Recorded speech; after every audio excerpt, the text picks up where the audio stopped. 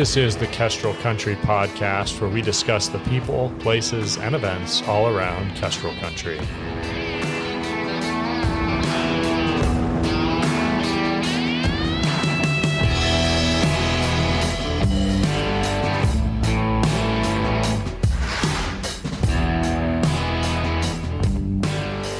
Hello and welcome to another episode of the Kestrel Country Podcast. I'm your host, Mike Church, joined as always by my lovely wife and co-host, Catherine. Hello, hello. And we're coming to you in February. Yes. February. Yep, that's exactly what I was thinking. February, which has been super mild here on the Palouse, although we had a little bit of snow this morning, which is basically gone now, but yeah, but it is fun. Valentine's Day coming up. Around the corner. Yeah. There's some fun things happening for that. Okay. I'm sure a lot of places. Run us through. Yeah, so many places are going to be already booked booked by the time this comes out. But fun ideas for the future, should you ever be needing them. Thresh Catering is doing kind of like a take-home meal, which is a fun way to do it, especially on a weeknight or if you have littles. And with other places booked up. I know Lodgepole has been booked for a long time. Which is sad for us because we did not get in on that. But that's all right. Wow. Judging me on the podcast for everyone to hear. But Revora down in the, Kennewick area. Kennewick? Yeah, I'm sorry. No. Julietta. No, Julietta. I'm sorry. My brain's fuzzy today. But they were doing a pairing of wine that you could get with a dinner, bringing in a chef too. Multi-course dinner is what it looked like. So there's some neat opportunities if you're willing to drive a little bit too. Yeah, there's always some good stuff around this time of year. But yeah, our episode this week has nothing to do with Valentine's Day whatsoever. It was me and Drew Littrell. Is that how you say it? Yeah, we clarified that on the podcast. I've been saying Littrell. I don't know why. Maybe it sounds more Kentuckian to me. But Drew talking about mostly user experience design. Super interesting. I found it very, very interesting. I'm sure you will too. But yeah, talking about user experience design, how he does that from here with kind of business partners all around the country. Interesting discussion with Drew Littrell. And I guess let's just get right into it. Yeah.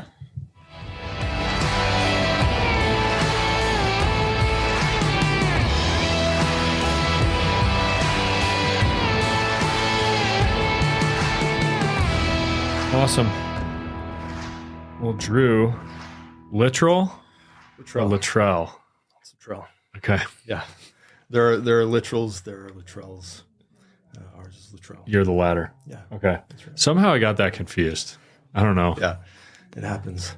There are Littrells and Littrells and Littrells and Littrells, and you'll hear them, all four of them in Kentucky, where we're from. But yeah. So where in Kentucky are you guys from? Louisville, born and raised. All of our family's from Bowling Green. We've been there, for forever, since it's been Kentucky, pretty much. But Bowling Green, and that's northern, south, southern Kentucky. Yeah, okay. It's like central Kentucky. Okay, it's where the big university is beside UK, Western. Okay, yeah, it's a nice town. It's tiny. I feel like there must be like everybody in the town, but oh yeah. It's a nice little spot. Everybody's super friendly. It's like classic Southern, Is there Bowling Green, Ohio too? I don't know. I feel like there is. I don't trust anybody in Ohio. No, I don't either. I hate Ohio. So we have that in common. That's good. Yeah. Michiganders don't like Ohio. Oh man. Yeah. We hate Ohio. It's funny. Like even to this day, I've lived here. I mean, I've lived in Idaho longer than I lived in Michigan, at this point. And still to this day, it's like this reaction. And people, it's like there's football rivalries, and that's obviously where it's manifested the most. Like people like, Ohio State and Michigan. But it's like even just the state of Ohio, like you grew up in Michigan. It's kind of perverse, I guess, really, in some ways. Like literally just hating that state. It's like, I don't know what it is. You hate everything about it. You're like, I hate going down. Like you cross the border and you're like, oh, this is gross down here. And it's attitudes change and everything. It's funny because I'm sure they say the same thing about Kentucky, but it's like being from Louisville. We're an hour from Cincinnati, and it's like Cincinnati has the plague. Like we're not. Yeah. I don't know. My whole life I've been like, that's probably nonsense. But every time I go to Cincinnati, I'm like, please let me go back. Yeah. I'm ready. It's like just this visceral reaction of like, Ohio. I mean, but Michigan and Ohio literally fought a war. Yeah. Like there was a border war over Toledo. And so there is some long history of it. And then the federal government, we won really because the federal government stepped in and gave Ohio Toledo, which was at issue. Yeah. But then we got the Upper Peninsula, which is like full of copper and timber and all this stuff. Way better. They've got Cedar Point. Yeah. I mean, Cedar Point's pretty awesome. But yeah. Anyway. They probably wouldn't agree with you. They'd be like, no, we won the war. So growing up in Kentucky, what was that like? Was it rural? Like you said, Louisville, but did you grow up in a rural area? Or? No, I grew up right in the middle of town. Louisville's huge. I mean, it's 1.5 million people, but I don't know. It's the only place I've ever been. It was Louisville. It's Kentucky. If you get outside of town, it's super rural, but it's not really southern. Louisville is not southern, but if you go an hour east to Lexington, that's southern. Interesting. That's people sitting on the front porches drinking sweet tea and talking about horses and bourbon. Yeah. But Louisville's like Portland. Interesting. Yeah. It's a weird place to grow up. So like all my family was outside. Super country, super rural. Wonderful people. But I would see them occasionally. You know, I grew up like skateboarding and playing punk rock music and that kind of stuff. Yeah. That's what you do. You were the city boy. Yeah. Yeah. Well, it is a big city. I mean, that's bigger than Detroit, where I grew up. Yeah, it's pretty big.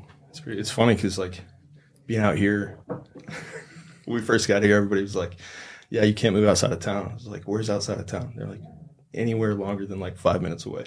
Yeah, it's outside of town. Where I lived in Louisville, it was like a 30-minute drive to get anywhere. You know, you're just used to it. You put a podcast on or a book or something like that. It's like that's how I got through Moby Dick. I would not have read all of Moby Dick if I didn't have a half an hour drive to work every day. Yeah. It's the only way I got through the book. But moving out here, it's like I lived on F Street. It's 2 minutes from everything. And now I miss that. Because now I'm 15 minutes from town and it seems like forever. Yeah, you get used to it super fast. Yeah. I think that's one of the things that I noticed too, is like, I thought the same thing. Like Lewiston is so close. You know, why wouldn't people go to Costco every day, you know? Right. And it's like now, like we plan that trip. And it's like a cross-country trip. Yeah. Although I do think it changed. Has it changed somewhat for you guys? You've been out there, what, year and a half? Yeah. Has that changed your framework a little bit? Feeling a little bit more used to just getting in the car and driving? For sure, I love it. I wouldn't change it. I mean, like being in town, there's so many people in town that you know, and that's nice. But being outside of town, it's beautiful. Like we had a moose and her 2 calves walking around in our yard like 2 days ago for a half an hour. And when we first got out there, I mean, from Kentucky, you've got whitetail. That's it. Yeah. Whitetail and coyotes. Yep. You know, and out here, there's suddenly moose. When we first saw them, I was like, what? Like it blew my mind. And then now we're like, oh, there's moose in the yard again. You know, it's just like an annoyance. But I walked out on our back porch and a wolf howled. Oh, really? Yeah. And It was like the quintessential, you know, wolf howl that you hear. And every canine within miles flipped out. And it was coyotes. It was all the neighborhood dogs, and everything lost their minds like immediately as soon as the wolf howled.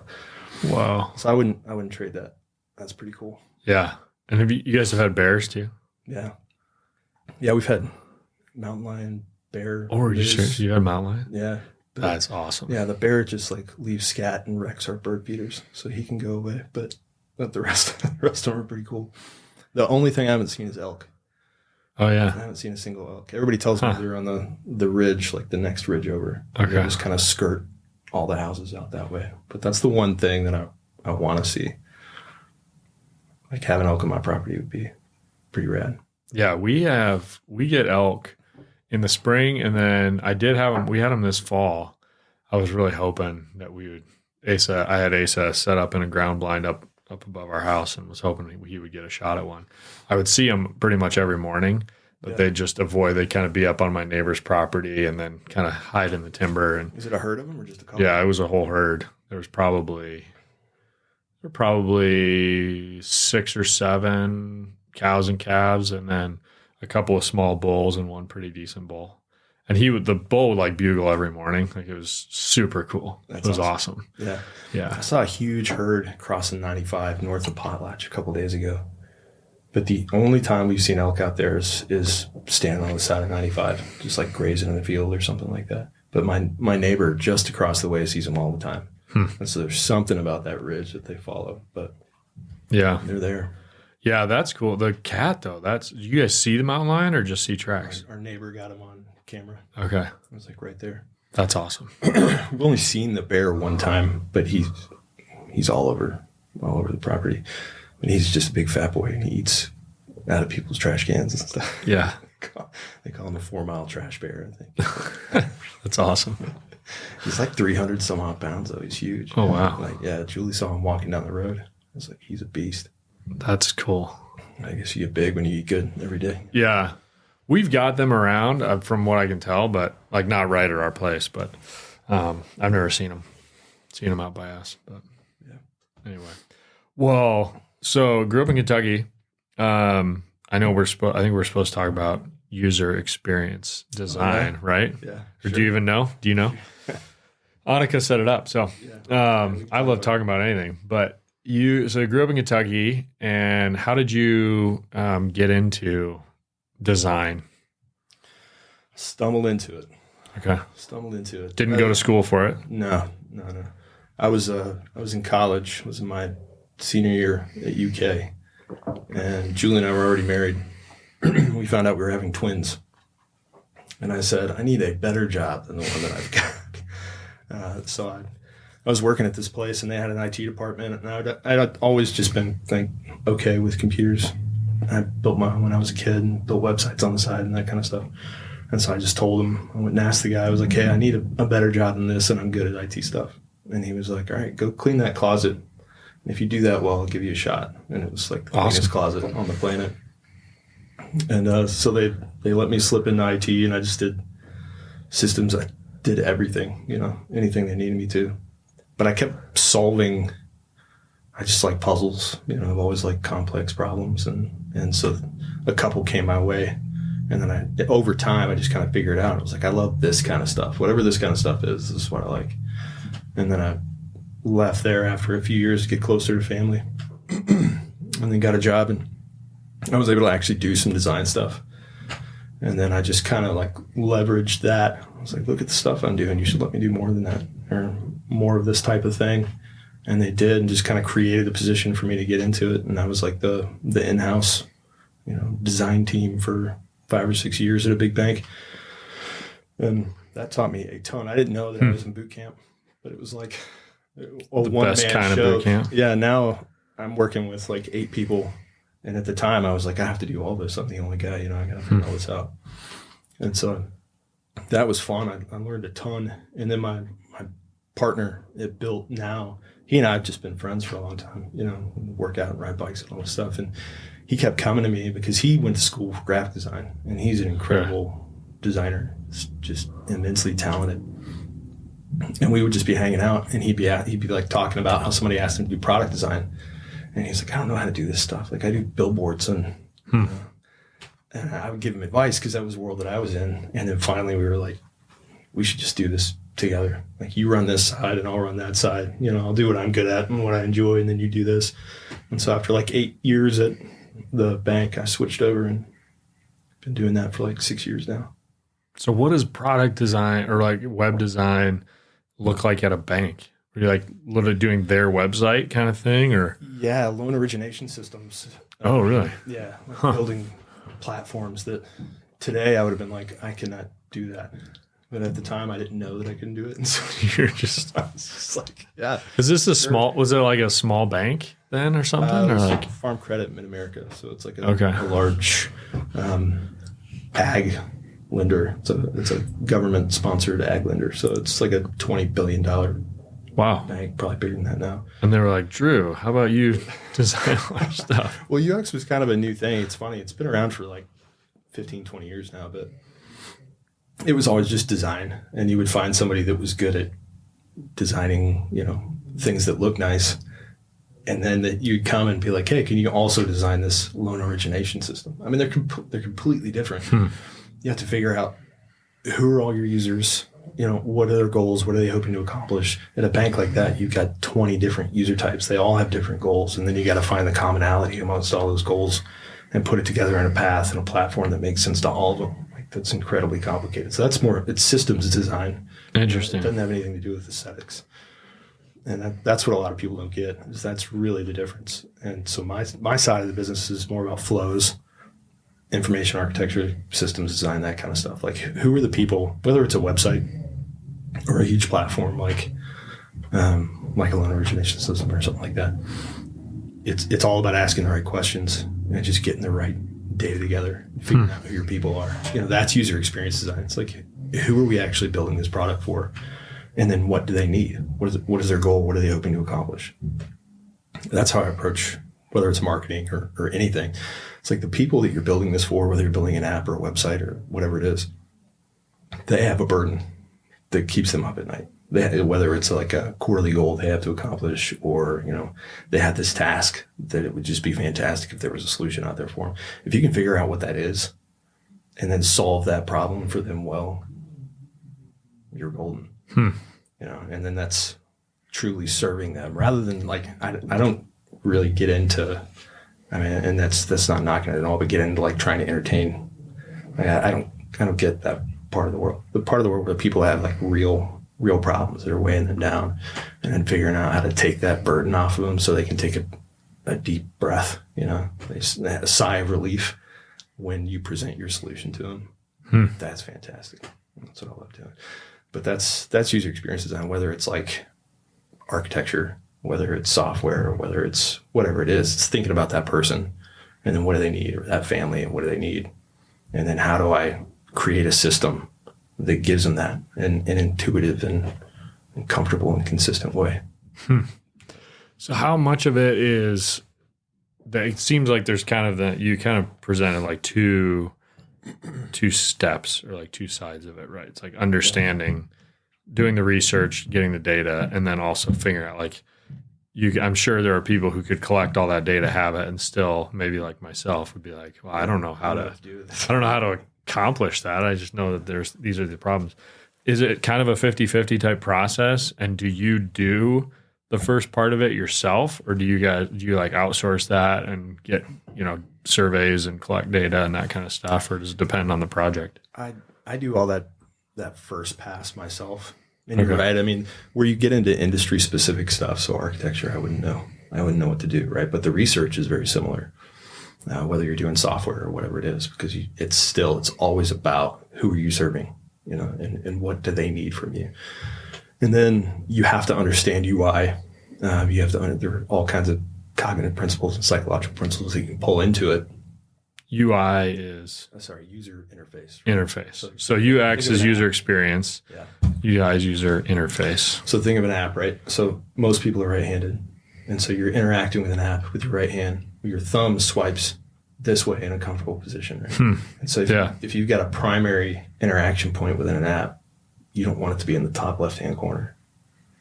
Principles like that are industry specific, or they're specific to the medium that you're working in.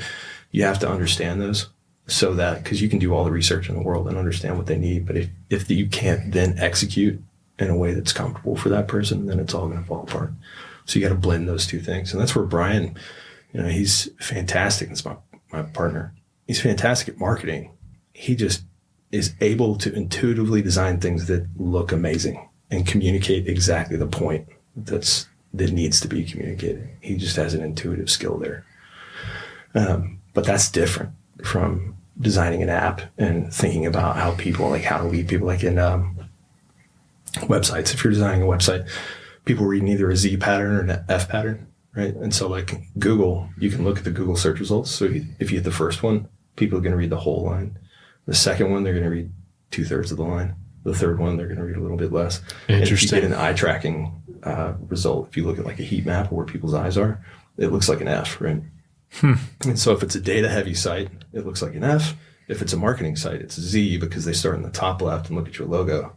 They go over to the nav and they come across the middle of the screen, and you can have an image of a person looking at something, because people always follow gazes, and that gaze points them to exactly where you want them to look, where the CTA, the call to action is, because that's the thing you want them to do.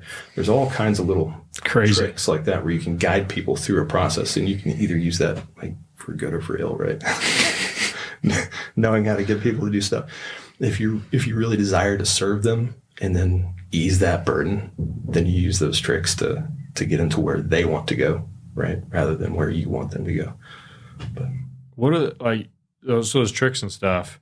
Was that because you're kind of self-taught, I guess, or did you end up going back to school or doing anything? Or so how do you learn all that stuff? Is it from reading and okay, just reading?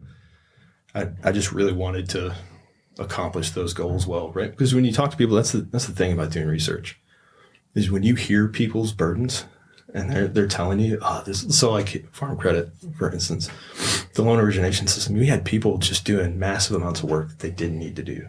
And it was like they were trying to get this job done, and it was like they were pushing this boulder uphill, all of them. And then I talked to, 15, 20 different user types, and they all had that same problem. And you just want to solve that problem for them. They're your friends. They're people that you've grown to know over this series of conversations, and you just want to like take the boulder away. And when you know how to do it, you're just like, oh man, I could solve that problem for you like this, and your life would be better every day from that point on. That's awesome. It's great. It's super satisfying. And so knowing how to do that, I realized that it's like, okay, I can do research and all this, but there are ways to lead people effectively. And when you've got this complicated system of different goals, and it all has to fit within a series of screens that are limited, right? You can't, if you've got 20 users, you can't have 20 different platforms for each of those users. You have to pull it all together into something that's cohesive. And that's complicated. So you got to figure out all those little tricks, and you're like the guy out on the runway with the lights, like trying to get people to where they need to go. So I just read everything I could, learned it all. Again, it was super helpful not knowing that I couldn't learn all that. I just kind of stumbled into it. Yeah, not knowing those like, this isn't my area of expertise, so I shouldn't do it or whatever. Nobody told me I had to limit my scope to this one thing. So it was useful. Yeah, that's interesting. Yeah. What was your degree in? History. Okay. Yeah. Completely unrelated. Yeah, totally. It's an interesting thing. I mean, that's a good thing to hear, and reinforcement of that idea that's like on the job training is so important, and how most people learn how to do what they're doing. Very few people are in the same job track that they got their degree in. Yeah, and it sets you up with kind of like rigid boundaries, and then you're always trying to find the job that fits specifically within what you learned.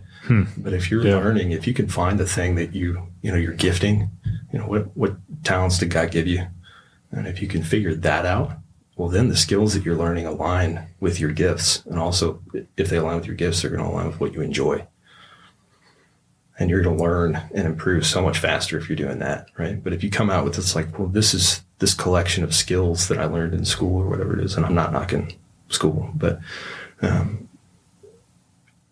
you've got this tight little group, and you feel like you have to stay within it because you've got that, what is that, the appeal to authority. It's a logical fallacy, right? Where you think, I only have authority in this one sphere, and so I'm not allowed to step out of it. And it just puts you in a tight little corner. It's a hard place to be. There's so many people going like, I don't know how to get a job because I only know how to do this one thing. It's like, you're a human. Yeah, that's a good point. You know how to do so many things. I mean, it's hard starting over. It's hard no matter what. Like it's small, but well, and I mean, that's what I definitely appreciate about NSA, and I don't think I necessarily appreciated it at the time, but that idea that it was like, it almost the fact that people are like, well, you can't get a job coming out of NSA because it's just a liberal arts degree or whatever. But it's like that, flipping that on its head, which even, way back then was what had already happened for me. It was like, well, I can do whatever I want. Like, I don't have to.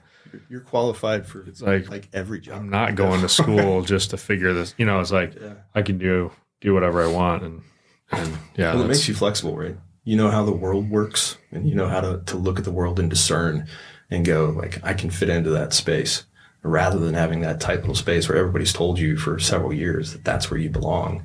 If you have a liberal arts degree, if you understand the world, then you can do 1,000 things. Yeah. Well, like you said, even it's hard to change. So, but even later in career, like seeing people, it's always somewhat inspiring to me to see somebody like starting a new thing in their 50s or whatever. And you're like, dang, that's pretty impressive, you know? Or even it's as funny as it might be to talk about Donald Trump. It's like, I remember hearing him somewhat, maybe in the last few months at some point, he was talking, somebody asked him about age, and he's mentioned some friend of his who like started a new business in his 80s. And like from his 80s, like from like early 80s to like his early 90s, like made a giant fortune, you know, or whatever. He's like, come on, like, you know, age isn't, it depends on who you are, but you got your grandma Moseses in the world that don't get famous until they're in their 70s. But I mean, starting a business is a skill, right? If you know how to start a business, you know how to start many businesses. Yeah. That's its own skill. And you did that. So you said Brian? Oh, yeah. Yeah. So yeah, Brian and I decided he had his own thing. He never worked for anybody. He came out of school and was freelance and has always been freelance.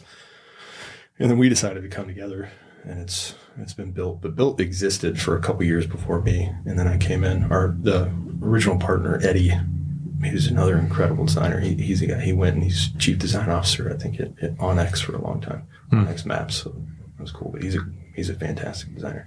And then he left, and right around that time is when I came in. I left Farm Credit. Okay. Yeah. So what Built is the company. What do you guys focus on mostly? So we've got two sides of the house. Brian does all marketing and graphic design, and that's his wheelhouse. So he does all the fun stuff. He flies up to Brooklyn and does photo shoots for Nike, and you know, he lives the good life. And then I'm the nerdy side. You're in Idaho in the woods. Right. I think you have it better, but yeah, I mean, I love it. I'm very glad to be here rather than in Louisville. But I do app design, like I'm designing an AI app right now and a crypto trading platform, and it's kind of all over the place. But anything that's product design, if I'm building like a platform, a thing that people can, you know, pay a fee and use or whatever it is, or download it on their phone, that's my world. So do you guys do you work together in terms of like we're coming at this product or at this project with the design side and the user experience side together to create, or is it a little bit more of a different, like, hey, I've got my project I'm working on, you know, like, are they two separate things? Or I don't know if that question makes sense, but no, it does for sure. So it's like, it's not a clear divide. In the beginning, we were working together, and we kind of build it as like, I make things intuitive and then Brian makes them look fantastic. And so I would kind of build the blueprint, right? And he would paint across it, and it worked really well. But as our sides grew, it's harder for him to come across and then paint on my stuff, or harder for me to come across and do architecture for, you know, a marketing page or something like that they're doing. So we've got this collection of trusted friends that we pull in. And so now, you know, he's got his team mostly a bunch of people that help do, you know, photo shoots and 3D design and that kind of stuff. And then I've got a team that has a few things going over here, and I've got different people painting on top of what I design now. And it's like, as you grow, you do less design. Like, I wish I was designing all the time, but now I'm doing more management and that kind of stuff. Yeah. But I like that side of it too. And it's something that I don't have like a ton of experience in. And so over the last 4 years, it's been a lot of fun to get into that world. Just learning something new, you know? Yeah. But we make sure that we still work together on a ton of things. How has it been, you know, speaking of being out here while he's in Louisville or whatever, how's that been being remote? So you guys moved out here when? January 14th, 2020. Okay. Funny time to move across the country. So 4 years. Yeah. So basically when you started the company, is that, or when you started there? Yeah. So you kind of always been at a distance? Right. It's like we were hanging out all the time just as friends. And then as soon as we became business partners, I split like a month later. I mean, we talked about it, and he's great. And so that necessarily wasn't like, this transitioned all of a sudden one of us it was kind of always that way. Yeah. From the start. You know, and we're so used to working remote it's funny. We used to fly out for pitches and that kind of stuff. Like we would go out and pitch in person, and nobody does that anymore. Really? Which is nice. I prefer not to be traveling. Yeah. Occasionally it's good to go out, but I don't want to be gone all the time. I got a family I really like. Yeah. Yeah. Plus, traveling is terrible. Yeah. And doors flying off airplanes and all kinds of fun stuff, Yeah. Seems like every day. That is interesting. So that you feel like that changes. You think that's pretty permanent? Like people have just figured out that it's like, you know what? This doesn't need to be in person, right? Some meetings have to be, but I think it totally depends on the team, and it totally depends on the business. There are some teams some people that really need to be side by side with people, or they just can't, function well. They can't do their job well. And so it totally depends, it works well for me. And Brian works from home, he's got his own office, and like our clients have no problem with it. It enables us to work, with clients. Like I had a meeting this morning with a guy who's in London, and then I got a bunch of clients on the East Coast, and, we're spread all over the place. And so everybody's in a cube or, a little phone booth with their laptop or whatever it is, but it's all remote. But it depends on your team. It depends on what you need. yeah, but from a client standpoint, more, I guess that's what I'm saying. Like if you're flying out to pitch, does it seem like that's just people are fine with a Zoom pitch now and with doing it? I mean, it seems like ever say we want you to come out. You guys to come in. Interesting. Yeah, doesn't happen. Yeah, and these are probably are they pretty big dollar figure type of projects? Yeah, some of them. Like you guys are really designing their product for them, and yet they might never meet you in person. Yeah. Yeah, it's interesting. And I've got guys that I work with constantly. My buddy Matt, I work with him all the time on many projects at the same time for 4 years, and I've hung out with him once. He's in South Carolina. I see him all day long on Zoom and talk to him on Slack and stuff. But we all flew out to New York for something, and so he flew up and Brian flew up, and we all just kind of get together for a few days. But for the most part, unless it's somebody I'm working with that's here in town, I don't see anybody. Yeah. I mean, it would be nice.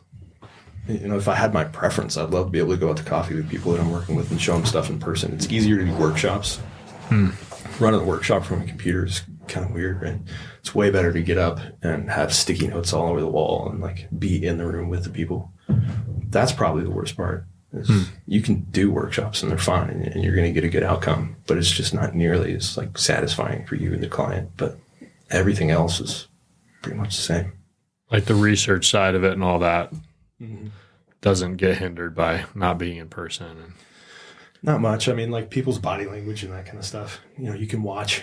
The whole point of research is being quiet. So you give somebody kind of a difficult thing to do. Like I want you to accomplish this goal with the screen that I've designed, and you have to just sit there while they kind of go. Like to do. And you can't say anything. And that's harder to gauge. If you're sitting right next to them and they're like nervous and kind of going in the wrong spot and that kind of stuff, it's way easier to tell. But still, you can get it done. Yeah. Yeah. How's it been being, not just remote, being in Idaho, but rural? So I know like when you guys got your place, Starlink was a question. Like internet around here is one of those things that's like, it's not like everywhere else where you automatically have Ziply or whatever. Right. Has that all worked pretty well for you? Yeah, the first 6 months were weird because Starlink wasn't really up everywhere, right? So we had to kind of scramble and cobble some stuff together. But after that, I had one client, a guy from New York, and he was super straightforward. He's like, bro, fix your internet, man. And like, he just was annoyed, like solve this problem. But after Starlink came out and it was easy to get everywhere, I haven't had a single problem. It's been great. Huh. And except for the time when the Amazon guy drove over it. And that was, that was the one time. But they were fantastic. I told him, I was like, the guy wrecked my dish. What do I do? And they sent a new one out like right away. Oh, wow. But I felt bad for that guy. It's like, he had to pull one of the Austin Powers, like 110 point turns, because he pulled too far back down that little driveway and he just backed right over it. Oh, no. God. Yeah, because you guys are up in the trees, but you were able to find a path enough that it hasn't been a problem. No. No, I bought a huge flagpole and put it at the top. Okay. And we're planning on taking a couple trees down. Once I do that, I'll mount it on the garage. But we've had no trouble. Yeah. Yeah, that's incredible that technology has happened. Yeah. Doing what I do without it, I wouldn't be able to do it. And it's like flawless. It never goes down. Never have any trouble with it. Yeah. It's crazy. I wouldn't have thought 5 years ago that that's what I'd be doing. But it was like fiber, was the only way to go. Yeah.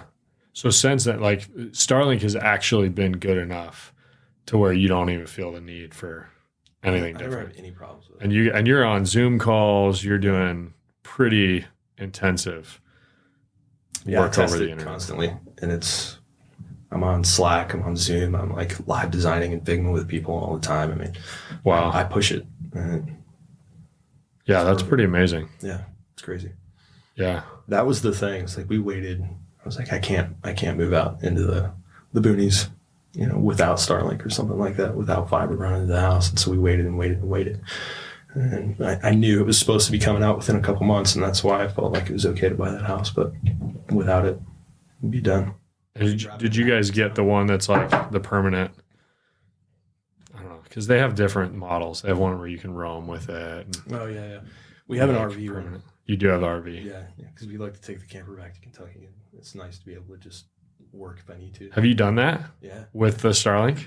Yeah, it's great. So we went That's to awesome. Kentucky and stayed for 2 weeks, and then came back, and we found a spot in Golden, Colorado. I don't know if you know where that's. It's where the Coors factory is. Yep, I've been there. Yeah, been to the Coors factory. So we stayed up at the top of one of those mountains, and I had the Starlink RV thing with us, and I just worked for like a week. That's unbelievable. Great. Yeah, to sit outside of the table and just be surrounded by all that while I was working, I was like, man, I want to do this every day. Yeah. We haven't done that as much as we thought we would, but yeah, we ended up getting it. We're currently not using it, although I might start again. It's like our internet will be bad enough that I'm like frustrated and want to just use it, and then it'll kind of improve. And I'm like, it's like twice as much money as our current internet. Yeah. But I don't have an option. If I had like a cheaper, pretty good option. Well, ours is not great. Like it's to the point where when Michigan played the national championship game, I was like, should I just pay for a month of Starlink so that I can make sure that this game, is not glitching on me? It ended up working okay. I mean, the HD wasn't as great as it should have been, but it worked. Yeah. But yeah, it's not great. But I had the same thought. The problem with real estate is it's you kind of got to be there. Like you can do some stuff from a distance, but it's like it's inherently physical, and you got to show a person a house. You got to actually be there, and so it's harder. That is the one thing about my job that I often envy other folks like yourself, where it's like the idea, or like Isaac, can be like sitting on the St. Joe River, with his Starlink and doing his work and answering. It's like that sounds pretty awesome. Just on a boat working. Yeah. That's pretty cool. It's incredible. I need to do that more, honestly. The fact that I need to get out. We've talked about going down to Utah or something, like spending a week. We don't like pulling the kids out of school. That's really, when we were homeschoolers, we would just like up and go, but it's worth it. It's worth the trade-off. 2 weeks spring break though, there's time to get away. Talking about it. Yeah. Utah's incredible. We did it. We did it 2 years ago, and we did it last year too. That's pretty hard to beat. Mm-hmm. This year we're going to Washington, D.C. So we're going back to the east. What are you doing? See all that stuff. We're going to just do all the history stuff. So I've been working on our itinerary. So it's still difficult. I was telling Catherine, I understand why people used to pay travel agents. So I'm like, planning a trip to the national parks, not that big a deal, right? It's like I can figure out how long it's going to take to drive here and get a hotel there and then go, But I'm like, how much time do I need at each of these museums? Like, what do we got to fit in on what day? Like, it's a lot. I used to love going to DC. The metro is fantastic. You just go all over the city. It's been a while since I've been there. So yeah, for me, it's been a long time, and our kids have never been. So we've been talking for years about it, like, getting back there and doing some of it. So we're going to do Williamsburg. Have you ever been there? No. I've always wanted to go. Well, I went as a kid, and it's really cool. Hopefully, I'm not hyping it up too much from my memories, but I think the kids will really like it. And then we're going to do DC and trying to figure out, there's a few days in between of like, where do we go? Do we hit some of the battlefields around there, or do we try to make it all the way up to Gettysburg? I remember I went. It's been a while, but I went because I'm a history nerd. I was a history major, and I loved it. I spent the entire day, like several days in a row, just walking everywhere or hitting the metro and seeing all the different memorials and going to the Smithsonian and going all those places. It's a blast. Yeah. Well, and that's our kids tend to love history too, so it's exciting for them. I think being out west, I grew up in Michigan. I don't know, it's probably somewhat similar distance where you were from DC. You were maybe a little closer. Yeah, but it's a drive. Yeah, it was a decent drive, but you could do it, right? You could do it in a long day kind of thing, and all that history was relatively close. Mm-hmm. Whereas out here, it's like we have really cool Western history. There's some cool stuff like that Northwest history trip. But it's not the same. But it's not the same. Yeah. Back east, it's so dense. I've never been to the Northeast. Never been to like Philly or Boston or any of those places. I've always wanted to go. But for some reason, we always go south. Like in the summer, we always go south. And we find ourselves in Florida, and it's like 1,000 degrees. What is this? Why did we do this? Yeah, we were talking about trying to get it all, like do New England at the same trip, and just couldn't make it happen. No. I was like, I really want to focus on DC. And even though it's tempting because everything is so close, you're like, it's only a few hours up there, Yeah. But we're going to basically focus on Virginia with potential. It's funny, Sophie, our 10-year-old, is the one who's most insistent on Gettysburg. She's like, we got to go see Gettysburg. So I'm like, maybe we'll go. Cool. We'll make the 4-hour trip and go see Gettysburg. It is one of my favorite places, but I've never been. It's pretty incredible. Yeah. As I don't know if history buff is the right, or like Civil War history buff is the right term, if I'm well studied enough, but certainly geek out on it. And I love it. And growing up, was like, couldn't read enough about it. Like, loved the movie Gettysburg. And so I've been a few times. I've never seen it. I was always European history. Oh, really? Ancient history and European history. But I realized I missed a huge part of it. I took a fantastic class, that history of the American Wild West at UK, and it made me realize, it's like, I need to dig into American history more. But for me, that's been almost all. Like, I love American history, and haven't studied as much of the other stuff. Yeah. But I'm actually listening to Brendan O'Donnell turned me onto a podcast, History of the Americans. Super interesting. It's kind of the whole idea that he pitches, the guy doing it, is, without presentism. So kind of trying to really, look at the history of America and the people here. Presentism, like chronological snobbery. Yeah, exactly. Looking at it through the lens, today's current lens. And some of that is like the wokeness and all that stuff. It's like, who really were these people without, putting our own lens on it? What was just the facts kind of thing, right? Yeah.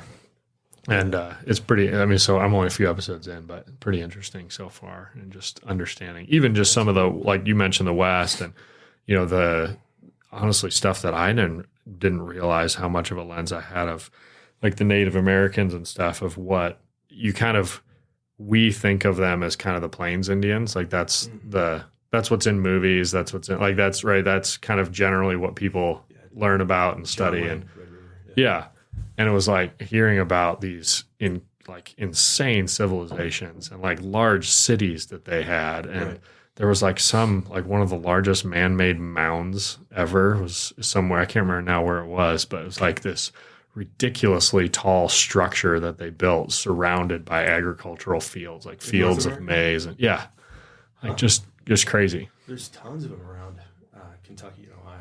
It could have been. Yeah. Ohio might have made sense. Yeah. There was a lot of Cherokee, I know, in Kentucky and Tennessee and Ohio. And Ohio has tons of mounds all over. And just the trade networks and the sophistication of all of that, and just how many, you kind of think of it as like just vast barren wilderness with like no inhabitants anywhere. It's like at least how I kind of thought about it. Right. I was like, wow, it's really kind of amazing what was here. Yeah, it's incredible. We went down I kind of know, I know the history of Kentucky pretty well, like the genealogy of our family, and we've been in Kentucky for a long time and all that. But the thing that shocked me was going down to Mexico and spending time at Chichen Itza. I don't know if you ever been there around it, but that place is absolutely incredible. Where is that in Mexico? I've never even been to Mexico. So Yucatan, it's like south of Cancun. We went there for our honeymoon. So this is, 16 years ago. And so we drove down there, and because I'm a history nerd, I was like, okay, we're going to go check this place out. Julie was like, it's hot. Like this. She's not as into it as I was.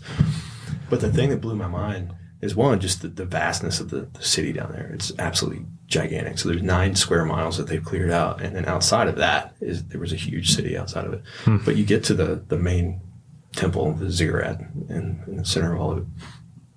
And the thing that was crazy was that if you clap your hands, if you get a huge crowd of people in front of it and you clap your hands, there's this scream, this like bird shriek that comes out.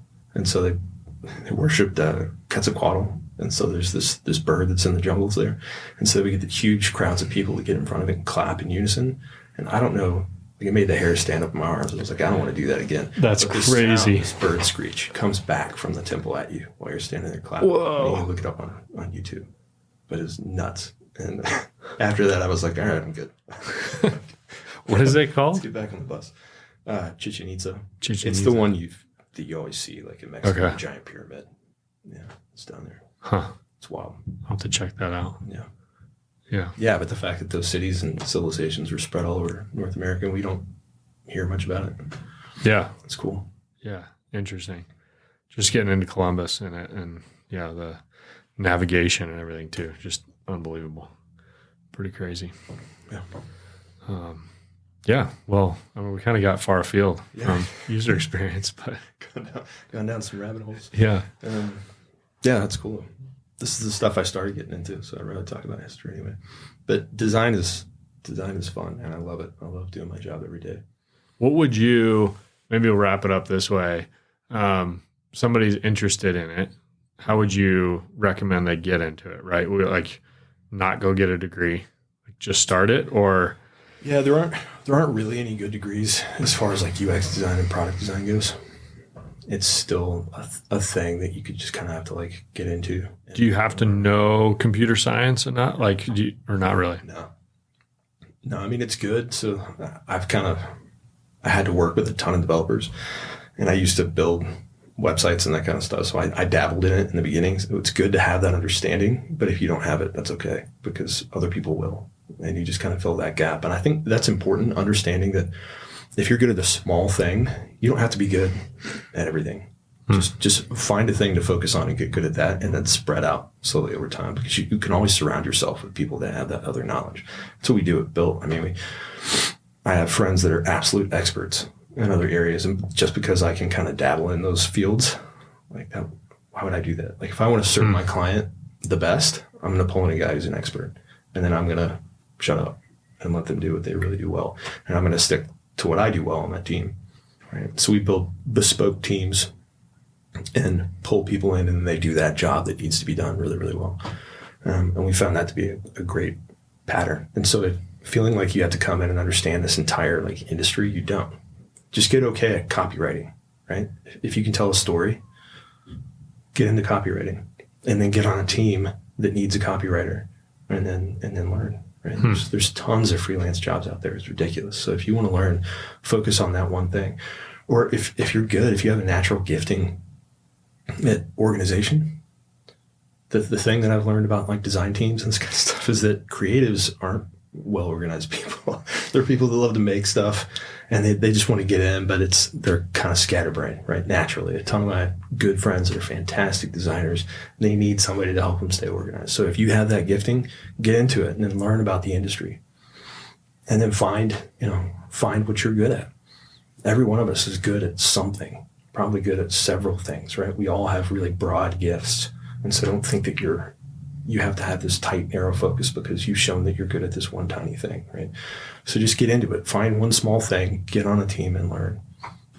The people coming out of NSA, I mean, they're so bright and they have flexible, sharp minds, right? I mean, that's kind of the point of coming out of getting a liberal arts degree, is that you can look at things from different angles. You don't have just one narrow focus. And so those kinds of people are fantastic to come in that design team, because they can probably get what's going on and pick up one small skill and help out and then grow. And find where their niche is, kind of thing. So just get into it and be humble. Listen to the people that know what they're doing and learn. And then, when you're given an opportunity, work real hard. It's the same thing. Like I think about that with marketing all the time. Find that person who's got a burden, figure out how to relieve them of it, and you'll have that job forever, because nobody wants to pick a burden back up, right? And so if you're a young person, you want to get into this. Yeah, that's a good Look at that point. skill you've got, find the person who's already doing it, and then ask them, like, what problems do you have every day? If I could find somebody to come in and write SOWs for me, that'd be a dream. Because I spend hours looking at every detail on an SOW, and it's like the bane of what I do. What's an SOW? A statement of work. It's just a contract, right? So it lays out everything you're going to do in detail so that you can all point back to it and go, okay, we agreed on this. 6 months down the road, all the details need to be somewhere.